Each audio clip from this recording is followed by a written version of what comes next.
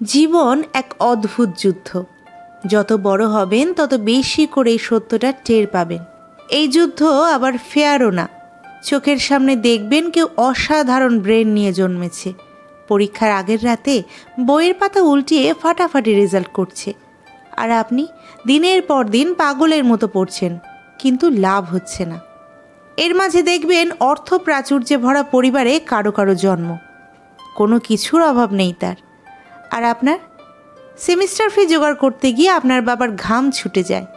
তখন পৃথিবীর উপর অভিমান হবে অনেক। কিন্তু ওই যে বললাম, জীবনের যুদ্ধটা ফেয়ার না। আপনার চেয়ে খারাপ রেজাল্ট নিয়ে কারো লাখ টাকার চাকরি হয়ে যাবে। হয়তো ওই ইন্টারভিউটা তার ভালো হয়েছিল, হয়তো রেফারেন্স ছিল, হয়তো স্কিল ছিল, জানি না, হবে কিছু একটা। স্টার্ট আপ দিয়ে কোটি কোটি টাকা ভ্যালুয়েশন কোম্পানি হবে কারো কারো। ইউটিউবারের বা ফেসবুকে লাখ লাখ টাকা দেখে আপনার কেরিয়ার চয়েস নিয়ে প্রশ্ন জাগবে প্রতিদিন।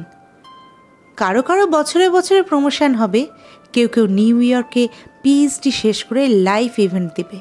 অন্যদিকে ব্যবসায় লস খেয়ে লোন শোধ করতে না পেরে জেলের ভাত খাবে কেউ কেউ। শত চেষ্টায়ও চাকরি মিলবে না কারো কারো। 22টা ইন্টারভিউ দেওয়ার পর তার মনে হবে জীবনের চেয়ে নিষ্ঠুর কিছু আর নেই। আপনি চাইলে সারাদিন অন্যের সাথে নিজের তুলনা করতেই পারেন।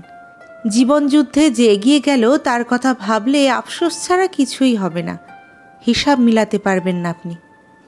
ভাগ্য, মেধা, স্কিল, পরিশ্রম, নিয়তি, এত এত ভেরিয়েবল নিয়ে জীবনের সমীকরণ মেলানো যায় না। ভালো থাকার কোনো শেষ নেই, যার কোনো ঠাঁই নেই সে একটা ঘর চায়। বাসে ঝুলতে থাকা মানুষটা একটা গাড়ির স্বপ্ন দেখে, আর সেডান গাড়িতে চড়া মানুষটা এসইউভি কারের ক্যাটলগ উল্টে পাল্টে দেখে, আর এসইউভির মানুষটা আবার 2000 স্কোয়ার ফিটের অ্যাপার্টমেন্ট খোঁজে।